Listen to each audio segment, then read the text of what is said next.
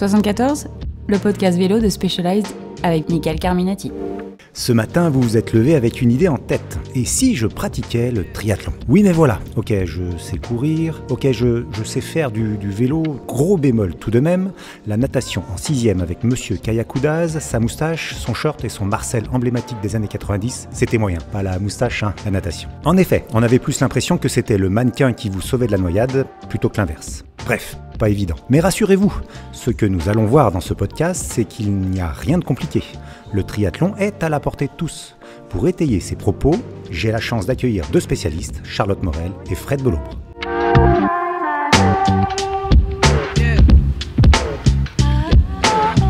Vous écoutez 74, le podcast vélo de Specialized. Bonjour Charlotte, bonjour Fred. Salut Mika. Salut Mika. Merci Ça va pour l'accueil. Merci d'être venu ici à Specialized Aubagne. Merci à toi de nous recevoir, on est super heureux. Ouais, un super écrin pour ce podcast-là, c'est parfait. Alors, on va avoir un petit peu de bruit, hein, c'est normal, on est dans le magasin est ouvert, donc il va y avoir, on va entendre des portes qui s'ouvrent, des gens qui parlent, des vélos qui passent. C'est l'ambiance, c'est pas un studio professionnel, c'est le magasin Specialized Aubagne. D'ailleurs, on invite tous nos auditeurs à venir découvrir le magasin et à venir boire un petit café. La machine à café que vous avez testée est bien? Ouais, très bon. Un super café et un superbe magasin. Franchement, ça vaut le détour. C'est quoi le triathlon? Le triathlon, c'est déjà un sport qui regroupe 3 disciplines, donc natation, vélo, course à pied. Et c'est aussi un sport qui a différents angles d'attaque avec du courte distance ou du longue distance. Et ça en fait vraiment deux catégories de pratiques assez différentes. On peut avoir un objectif de défi sportif énorme sur du longue distance où on va vraiment se lancer dans une aventure un petit peu extraordinaire, ou alors tout simplement découvrir la discipline avec les copains, faire quelque chose de plus ludique et se lancer vers une distance découverte, hyper accessible et dans laquelle on va pouvoir tâtonner et, sans stress et sans trop de frayeur. Charlotte, Fred a eu une très belle image lorsqu'on parlait hors micro. C'était si moi, demain, je mets mon fils ou ma fille au triathlon. C'est quoi les valeurs du triathlon? Moi, je trouve que le triathlon transmet de très très belles valeurs d'un sport d'endurance qui demande aussi de l'assiduité, de l'investissement au quotidien, donc de la persévérance, du dépassement de soi. Exactement, différentes qualités physiques et ça demande de la coordination. De l'adresse, niveau musculaire aussi, on peut dire que c'est sympa parce qu'on va travailler parfois le haut du corps, parfois le bas du corps, donc de l'agilité, se sentir un petit peu ce qu'on fait en natation au niveau technique. Donc là, on se concentre un petit peu plus sur l'aspect technique du sport et puis plutôt l'aspect physique, peut-être sur le vélo où on va se défouler un peu plus facilement, tout simplement en montant sur la selle. Donc l'avantage, c'est aussi que la variété des 3 disciplines fait que quand on en a un petit peu marre de faire du vélo ou de courir ou de nager, eh ben on a 2 autres disciplines pour se défouler, changer ses habitudes. Donc on travaille plein de points différents. Est-ce qu'il y a une transposition personnelle ou professionnelle qui peut se faire? Exactement, comme l'a dit Charlotte, les valeurs de persévérance, la régularité au travail, savoir rebondir après un échec, viser un objectif, tout mettre en œuvre pour accomplir son objectif, c'est exactement ce qu'on va retrouver et ce qu'on va demander à un collaborateur ou quand on veut monter son propre business, sa propre entreprise.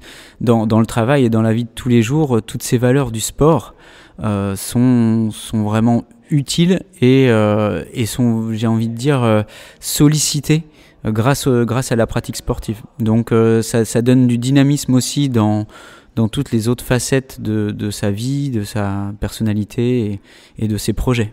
MyTribe, votre structure d'accompagnement des athlètes, c'est quoi exactement? MyTribe, c'est un petit peu un tout qui propose des services d'accompagnement, que ce soit du coaching individualisé de l'athlète ou des stages d'entraînement qui les accompagnent pour leur objectif. On prend en compte vraiment tous les besoins de l'athlète et on les accompagne au quotidien sur toutes leurs pratiques. Donc My Tribe, c'est une grosse communauté maintenant.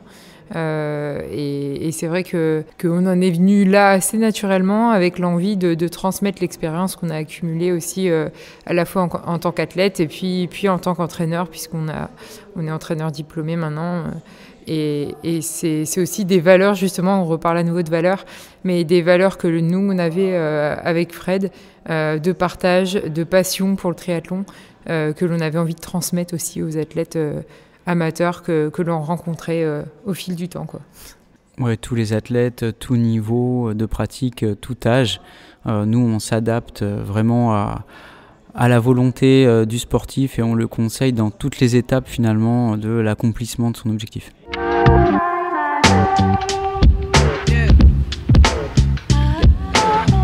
Vous écoutez 74, le podcast vélo de Specialized.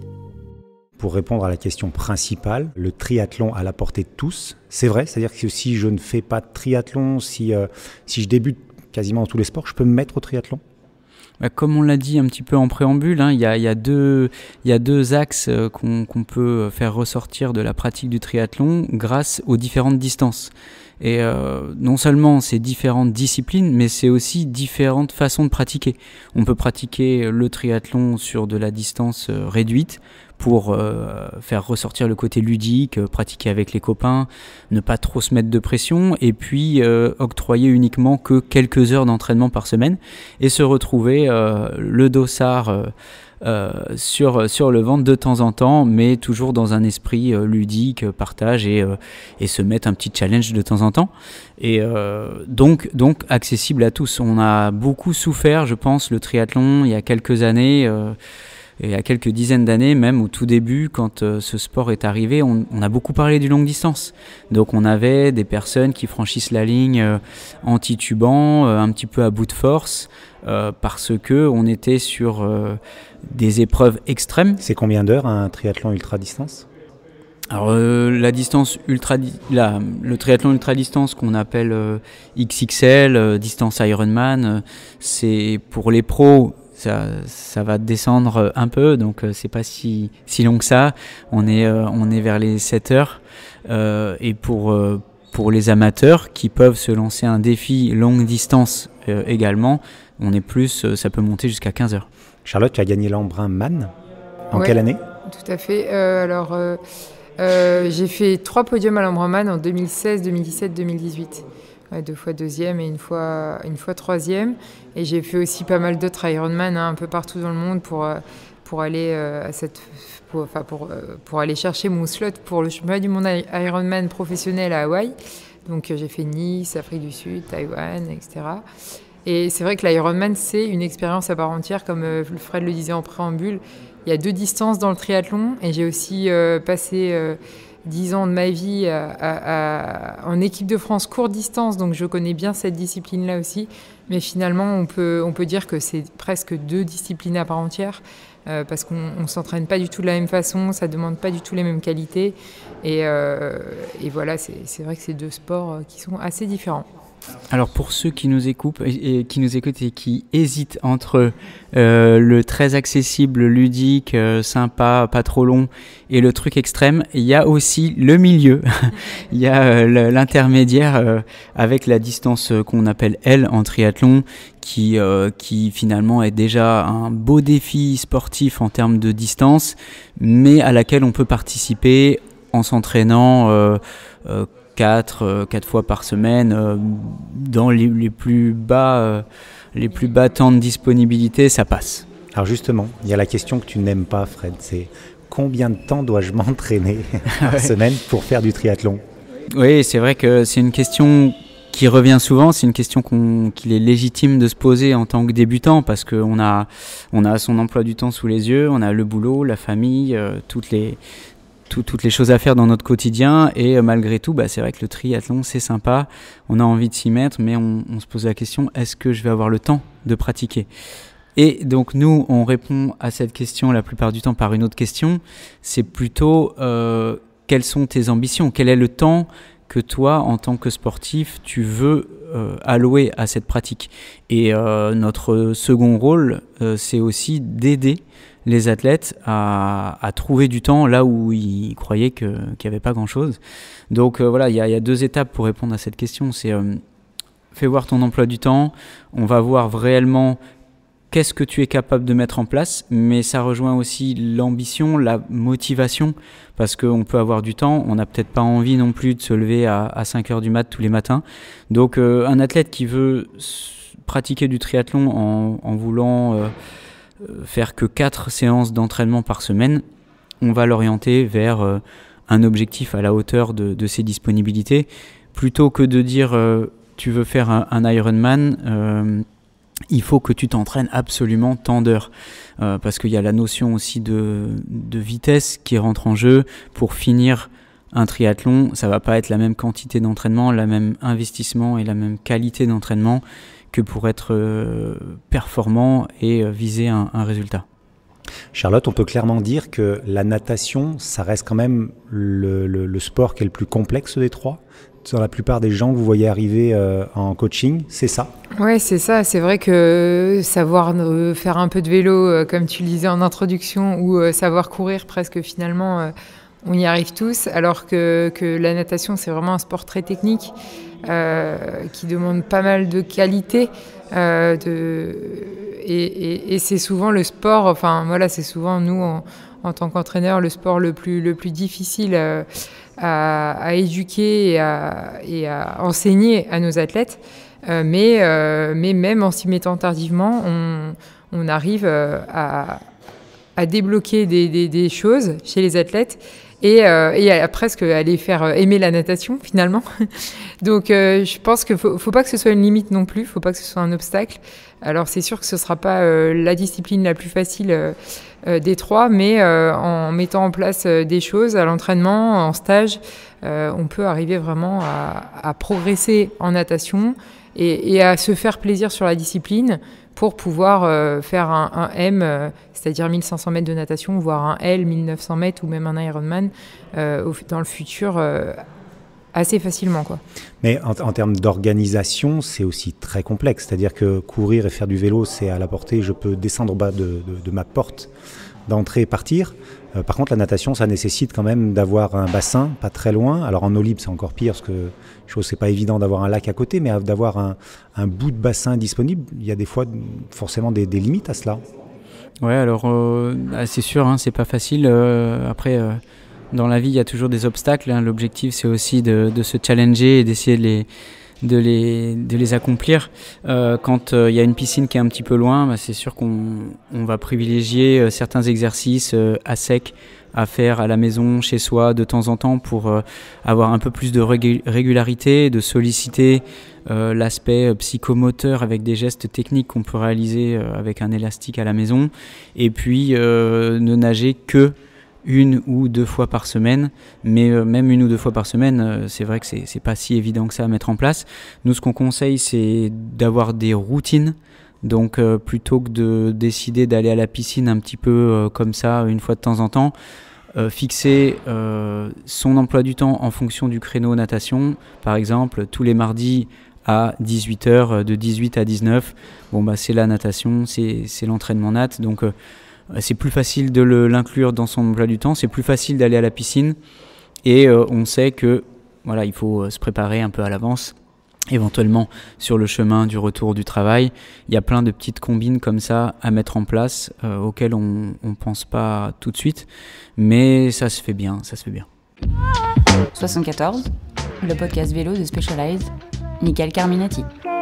Sur la question du matériel, est-ce que c'est cher désormais de faire du triathlon ? Sur la question matérielle, je pense que maintenant on peut pratiquer le triathlon à moindre coût. Il y a le marché de l'occasion qui est quand même très intéressant, et on peut s'équiper pour commencer, débuter avec une combinaison néoprène en très bon état, un vélo, un casque, une paire de chaussures. Donc je pense qu'on peut pratiquer maintenant avec un coût quand même relativement bas. Et puis il y a aussi les marques qui proposent aussi des entrées de gamme qui sont de plus en plus performantes et avec des tarifs accessibles. Donc Je pense que la pratique du triathlon, l'investissement pour s'équiper, il peut être réduit si on se débrouille bien et qu'on recherche un petit peu. Sur un court distance, je peux largement me pointer avec mon vélo classique, mes pédales classiques, mes chaussures classiques, et faire des temps de transition un peu plus longs pour débuter, choses comme ça. Oui, tout à fait, ça rejoint vraiment ce qu'on disait au départ, c'est que l'ambition va driver un petit peu toute la façon dont on va pratiquer son sport et le matériel qu'on va acheter. Si on est débutant, on n'a pas forcément besoin d'avoir le matériel dernier cri haut de gamme. On va carrément se faire plaisir puisque l'aspect sympa du triathlon, c'est aussi se retrouver tous ensemble dans le parc à vélo, partager ce sport et ce dépassement de soi physique. Et finalement, quand on franchit la ligne, c'est pas primordial d'avoir eu le vélo le plus léger du parc à vélo. Surtout dans un premier temps, quand on débute, on peut s'orienter vers un vélo lourd, pas performant, cette notion d'accomplissement qu'on va ressentir en franchissant la ligne d'arrivée et tout le chemin qu'on aura parcouru pendant la préparation, finalement, ce sera très positif et libre à nous ensuite, si on veut continuer de progresser et viser un peu plus de performance, de s'orienter vers du matériel un peu plus qualitatif. Est-ce que si je débute, je vais pouvoir débuter seul ? On ne parle pas du coach, on en parlera un petit peu plus tard, mais est-ce que le choix de rentrer dans un club est pertinent ? Moi, je trouve que pour débuter, c'est bien d'être encadré, même sur l'aspect natation, justement. Et passer par un club, ça permet d'avoir des créneaux horaires donc, qui sont fixes et puis qui sont encadrés par un entraîneur. Donc, et ça permet aussi d'avoir un groupe, donc d'avoir des conseils, d'avoir une émulation. Je pense que quand on débute, on pratique l'activité plutôt pour le plaisir. Et puis peut-être l'envie de performer, de progresser, elle vient en suivant. Donc commencer par la pratique via un club, je trouve ça super pertinent. Ouais. Moi, ce qui m'a toujours impressionné, c'est de voir 500 personnes qui se jettent dans un petit bout d'eau. Ça fait très poisson qu'on a tous compressé. Je pense que c'est un peu la crainte à se lancer dans le bain. Qu'est-ce qu'on pourrait avoir comme tips justement pour rassurer là-dessus ? Ça se fait bien ? Il y a beaucoup de choses à dire sur la natation. C'est vrai qu'il y a plein de petits conseils. Alors déjà, pour resituer le débat, il y a certaines épreuves, on peut se renseigner à l'avance auprès de l'organisation, mais il y a certaines épreuves où maintenant le mass start que tu décris, où il y a 500 personnes sur la même ligne de départ qui vont s'entasser et partir en même temps. Il y a des solutions qui ont été inventées par les orgas et maintenant ça part plutôt en file indienne et on va dire que le classement est fait en fonction du temps. Et le temps est déclenché à chaque fois qu'un athlète va passer sur la ligne de départ et ainsi de suite. Donc c'est des vagues de 5 athlètes qui vont partir côte à côte au lieu de 500.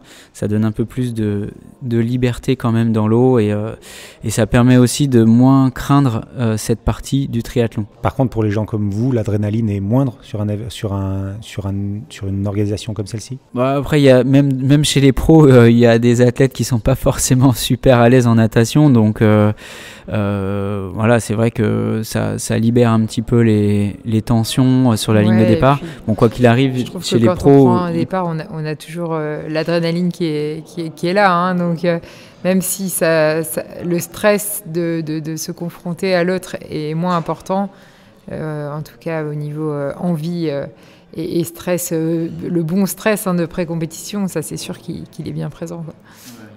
Ouais, il y a toujours cette boule au ventre un peu, mais positive en fait, qui va nous permettre de décupler un petit peu notre énergie, même si on est moins nombreux sur la ligne de départ. Ensuite, il y a la sortie de l'eau qui arrive. Il y a ce qu'on appelle la transition, enfin la première transition. Ça aussi, c'est un peu impressionnant parce que moi, après un bain, je mets pas ma tenue de vélo hyper facilement, quoi. Oui, c'est vrai qu'il y a plein, donc comme on le disait, il y a plein de petits tips à donner. Donc si on remonte après la ligne de départ, il y a aussi l'aspect technique eau libre qui est différente, la technique de nage en eau libre qui est différente de l'aspect natation en piscine. Donc on peut à l'entraînement essayer de se regrouper entre potes pour essayer de se nager un peu proche, sentir que quand on se met dans les pieds, on va être un peu aidé, un peu comme en vélo, se gêner un petit peu aussi pour retrouver les sensations qu'on va avoir sur un triathlon. Ensuite, il y a la capacité à mettre un peu plus de fréquence sur le départ pour justement faire sa place, hein, voilà, sortir un peu du paquet, accélérer éventuellement, l'orientation. très important, l'orientation, viser la bouée, parce que dès qu'il n'y a plus la ligne noire au fond de la piscine, on s'aperçoit qu'on dévie très facilement. Donc savoir observer, savoir regarder où est la bouée régulièrement sans pour autant s'arrêter et perdre complètement l'élan qu'on a mis du temps à trouver et la glisse qu'on a mis peut-être même des années à trouver. Et, ensuite, il y a la transition. Donc il y a la combinaison néoprène qu'il faut avoir essayé avant la course, enfilage, désenfilage. La combinaison, dès qu'on nage en eau libre, c'est un critère obligatoire ? Et alors la réglementation sur la combinaison néoprène, c'est 24 degrés. Au-dessus de 24 degrés pour les courses triathlon amateurs, c'est interdit. La combinaison est interdite. En dessous, c'est autorisé. Et ensuite, il y a peut-être sous les 16 degrés, je crois que c'est obligatoire. Sous les 16 degrés, c'est obligatoire. Il y a une notion de flottabilité en plus sur une combinaison ? Oui, c'est beaucoup plus facile. Donc ça, c'est un bon point pour la natation en triathlon. Beaucoup plus facile, on aura beaucoup plus de flottaison, forcément, mais aussi beaucoup plus de glisse. Donc la natation en eau libre en combinaison est plus facile grâce à la combinaison que quand on est en piscine où, comme il y a peut-être des cyclistes qui nous écoutent aujourd'hui, les jambes sont énormément surélevées grâce à la combinaison et finalement, pour ceux qui ont les jambes qui coulent un peu à la piscine et qui ont le pool boy, qui sont amoureux du pool boy quand ils vont à la piscine, vous inquiétez pas, grâce à la combinaison néoprène, c'est vrai que ça gomme un peu ce défaut. Le pool boy, c'est un petit appareil qu'on met entre les pieds ? Voilà, le pool boy, c'est l'espèce de 8 en polystyrène qu'on met soit entre les cuisses, soit entre les pieds et qui facilite grandement la nage pour certains.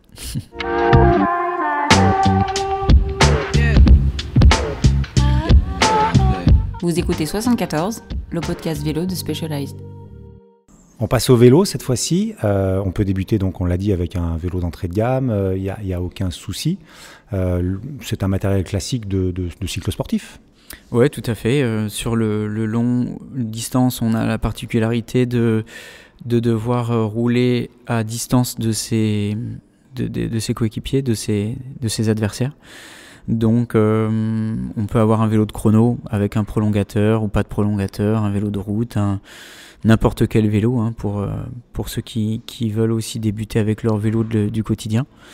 Et sur les distances un peu plus courtes, il y a souvent le drafting qui est autorisé, donc là on peut rouler en paquet, céder de l'aspiration provoquée par les personnes qui sont devant et s'abriter du vent. Et là, par contre, on n'a pas le droit d'avoir de vélo de chrono avec gros prolongateur. Donc il y a cette petite limite.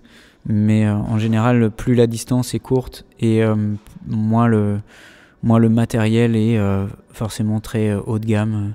Après, il faut se renseigner suivant les organisations pour savoir si le vélo de chrono est autorisé ou pas.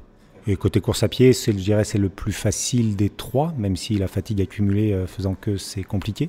La course à pied après une épreuve de natation et après une épreuve de vélo, c'est quand même hyper particulier. Oui, c'est ça. C'est ce qui fait la spécificité du triathlon, c'est que c'est 3 disciplines enchaînées. Et la course à pied, c'est la dernière discipline. Donc on part à pied, on a souvent un peu les jambes chargées et tout, mais ça se travaille à l'entraînement. Et puis c'est quelque chose qui finalement, on s'y habitue vite et ça vient assez vite avec l'entraînement. Donc ça ne doit pas du tout être un frein pour se lancer sur un tri. Au contraire, on s'y habitue très bien. Ouais, pour compléter ce que dit Charlotte, c'est vrai que il y a 3 disciplines, donc il y a plein d'avantages au triathlon. On l'a dit tout à l'heure, la coordination, le physio, etc. Et ça en fait un sport super attractif et ludique. Mais à la fois, tous ces avantages qui font que le sport est hyper diversifié dans sa pratique au quotidien, ça en fait aussi beaucoup de paramètres à gérer. Et c'est là que c'est bien d'être conseillé quand même soit par un club, soit par un coach, parce que c'est difficile de maîtriser l'aspect matériel, l'aspect technique pour certaines disciplines, l'aspect physio pour d'autres, l'organisation au quotidien également.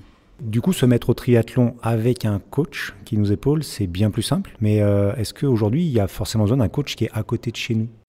Alors, nous on a monté notre structure de coaching à distance et on ne l'a pas forcément fait en ayant fait un benchmark de 10 ans d'analyse. On s'est juste adapté en fait à la demande.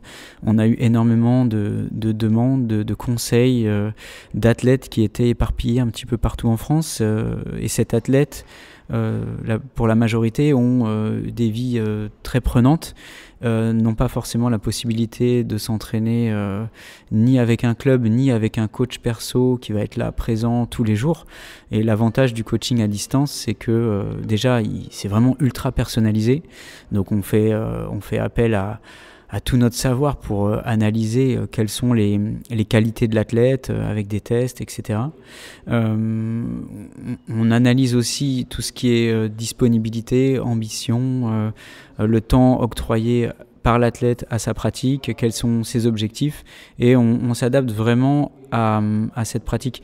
Et au final, à part un coach à distance, je ne suis pas sûr que ce soit possible de trouver une telle qualité de personnalisation avec un club ou un coach. Donc quand on veut viser un petit peu la performance, c'est vrai que, ou un tant soit peu atteindre un objectif précis, c'est vrai que c'est bien d'avoir quand même un conseiller qui va être disponible, j'ai envie de dire tous les jours ou au moins une fois par semaine pour faire un bilan, un point, répondre à ces questions et guider l'athlète dans sa pratique, à toutes les étapes de sa pratique. On a la chance aujourd'hui d'avoir un produit qui s'est développé depuis de nombreuses années maintenant, qui s'appelle le capteur de puissance. On explique en 2 mots ce que c'est qu'un capteur de puissance ? Ouais, un capteur de puissance, c'est vrai que maintenant ça s'est démocratisé. Nous, on l'utilise depuis les tout premiers capteurs qui étaient beaucoup plus gros, lourds, encombrants, difficiles à charger. Maintenant, presque tous les vélos ont déjà un capteur de puissance d'origine. Enfin, les vélos un petit peu moyenne et haut de gamme.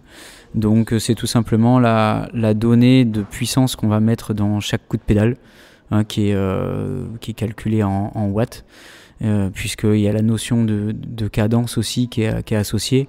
Donc cadence plus force égale puissance. Et cette puissance, quand on est coach à distance, ça nous permet d'avoir une lecture très précise de comment l'athlète a réalisé la séance. On peut avoir, en allant rapidement, mais on peut avoir les données d'altitude, le parcours, la cadence, les watts, le cardio. Il y a même maintenant des données de température corporelle. Donc le coach, même s'il est à l'autre bout du monde, finalement, il peut facilement comprendre ce qui s'est passé à l'entraînement et surtout vérifier que l'athlète a bien fourni l'effort et que l'athlète était bien dans la zone d'effort que le coach a voulu lui faire faire. Alors justement, ces watts sont définis par une zone bien précise qui nous est propre à chacune, enfin par 6 zones. Là, c'est vraiment propre à chacun. Il y a tous les coachs ont des façons de travailler plus ou moins différentes. Par exemple, sur Garmin, il y a 7 zones d'intensité pour les watts. Il y a des coachs qui vont considérer qu'il n'y a que 3 zones d'intensité avec la basse, la moyenne et la haute. Là, on rentre dans les sphères, dans les abysses même, j'ai envie de dire, de la physiologie du sport, et domaine pour lequel on est particulièrement passionné avec Charlotte, mais il n'y a pas de bonne ou de mauvaise procédure. L'important pour nous, ça a été de développer un outil qui était capable de répondre à toutes les demandes d'entraînement et de surtout maîtriser suffisamment de procédés, de méthodes d'entraînement, de planification d'entraînement pour s'adapter aussi aux différents profils des athlètes.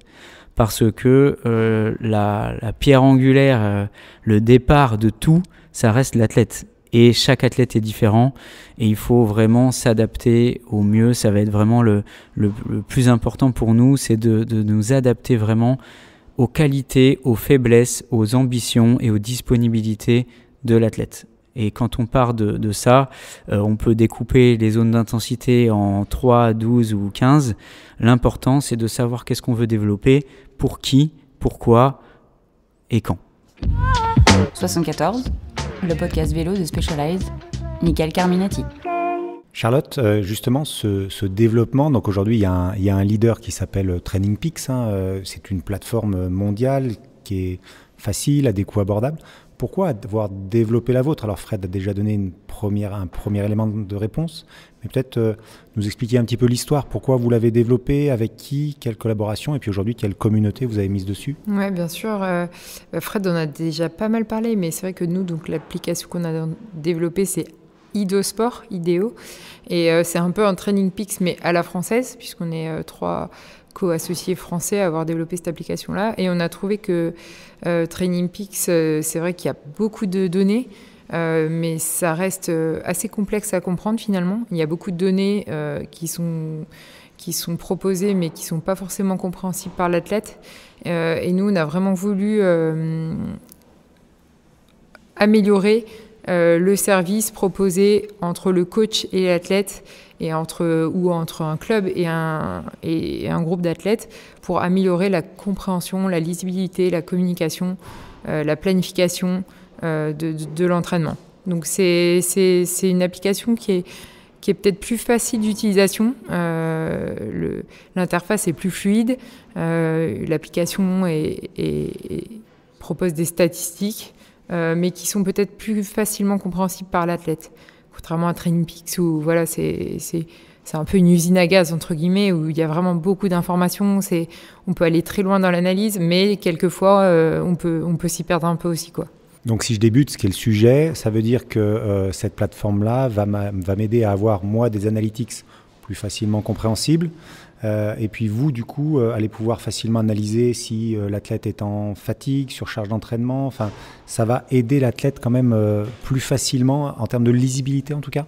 Oui, c'est ça. L'interface est relativement épurée par rapport à ce qu'on peut retrouver sur d'autres plateformes, et le visuel est fait pour que tout devienne simple et facile à lire. Après, on peut aller un peu plus en profondeur dans l'analyse. Il y a quand même des algorithmes et des données, des calculs de charge d'entraînement très poussés, mais les données les plus utilisées, qui sont finalement la communication dans le coaching, le relationnel entre l'athlète et le coach, ou tout simplement la note de difficulté ressentie que va ressentir un athlète pendant la séance.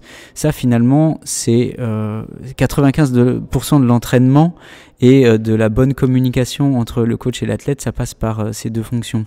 Et tout le reste, ça va être le travail du coach, de l'analyse, suivant ces méthodes choisies pour l'entraînement. Et donc, on a simplifié pour que ça devienne rapide et simple, pour simplifier la vie de l'athlète et la vie du coach. Pour l'athlète, en plus, il y a un aspect hyper ludique et motivant, parce qu'on sait que chaque kilomètre qu'on fait d'entraînement, on est suivi, on est analysé, et on se dit, tiens, le coach, quand il va voir ça, il va être content. Enfin, je trouve qu'il y a un aspect hyper ludique et motivant au quotidien pour les coacher. Oui, tout à fait. Alors, le coach peut même mettre de 1 à 5 étoiles sur la séance s'il est content ou pas de la réalisation par son athlète. Oui, exactement. Et puis, il y a aussi le coach est là pour un peu driver la semaine de l'athlète. Donc, l'athlète, il se repose sur le coach. C'est hyper agréable pour l'athlète déjà de faire confiance et de suivre une planification. Et donc, il y a aussi cette envie-là de réussir sa séance, de montrer au coach qu'on a bien fait la séance. Et puis, sur IDEO, on a intégré aussi un aspect social, donc qui rejoignait un peu ce qu'on parlait ce matin dans un autre podcast, et du coup où les athlètes peuvent se suivre entre eux, se mettre un petit pouce, un petit like, et c'est aussi assez stimulant au sein d'une même communauté, d'un même club, de se suivre entre athlètes pour se motiver à l'entraînement.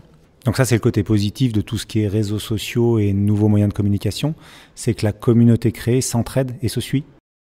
Oui, tout à fait. Alors, pour finir sur les différences entre une plateforme anglaise concurrente et nous, et IDEO Sport, on a aussi beaucoup de fonctionnalités pour les clubs.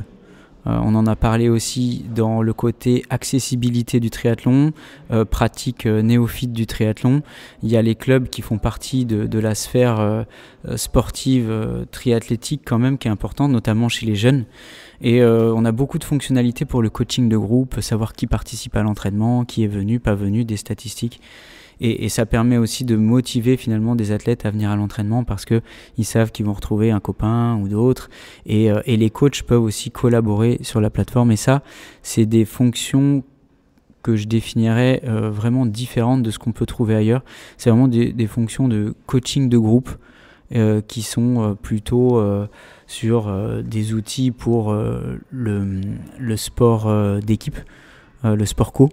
Et donc on a accumulé finalement le bon du sport individuel et du sport co au sein de cette même plateforme. Ça veut dire que je peux débuter à l'autre bout de la France tranquillement mon expérience triathlon et du coup être quand même intégré à une communauté, à un groupe pour tout ce qui est motivation et échange, quoi. Oui, tout à fait. Et je trouve que c'est vrai que là, du coup, on a parlé aussi beaucoup de personnalisation, d'individualisation de l'entraînement, même de capteurs, etc. Mais je trouve qu'il faut recentrer aussi et dire que c'est pas que pour les athlètes qui visent une haute performance et il ne faut pas qu'un athlète moyen se dise « Ah oui, ok, c'est super d'être entraîné par un coach et tout, mais moi, je me sens pas légitime. » Alors que finalement, n'importe quel athlète, quel que soit son objectif, on prend en compte voilà, son objectif personnel, quel qu'il soit, et ça peut être aussi bien faire son premier triathlon que viser un temps et progresser sur un Half Ironman, ou voire viser son premier Ironman, mais il n'y a pas de limite quoi, à se mettre. Pour résumer le sujet de notre podcast, le triathlon accessible à tous, on peut dire quoi? C'est plus facile si on est conseillé par un professionnel ou quand je dis professionnel, c'est pas un athlète, c'est plutôt quelqu'un qui a de l'expérience, hein, ça peut être un club ou un coach à distance. Et puis voilà, c'est à l'athlète en fait de définir là où il veut mettre la barre dans sa pratique. Et quand on a compris ça, on sait que c'est vraiment accessible à tous. Ouais, moi, je pourrais compléter en disant que mettre en place une organisation, une routine, alors au début, ça peut être même 3 entraînements dans la semaine, 2 le week-end en semaine, mais avoir une petite régularité et progresser étape par étape avec progressivité, ça reste la base dans le triathlon. Et en suivant cette conduite, vous pourrez réaliser sans problème votre premier triathlon M ou L.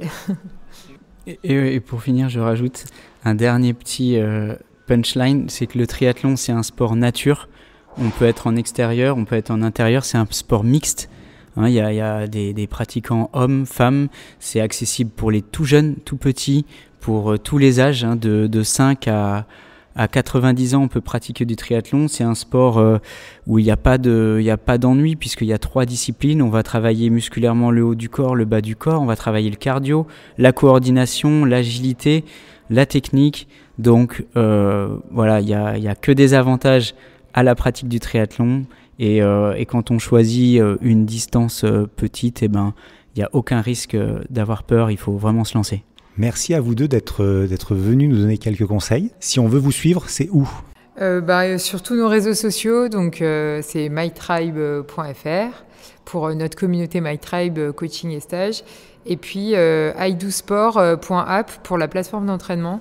Donc que vous soyez d'ailleurs coach ou athlète individuel, coaché ou non, vous pouvez vraiment déjà utiliser cette plateforme pour suivre et planifier votre entraînement. Ouais, la plateforme, elle est vraiment à destination des clubs qui vont avoir des fonctions de coaching de groupe, les coachs individuels qui vont avoir des fonctions de planification et d'analyse et de communication, et pour les athlètes évidemment qui vont pouvoir trouver un coach, un club facilement grâce à un annuaire. Merci à tous deux d'être venus à Aubagne, ici, dans nos locaux dans notre magasin de Specialized. À très très vite. Ouais, merci beaucoup. Et à très vite.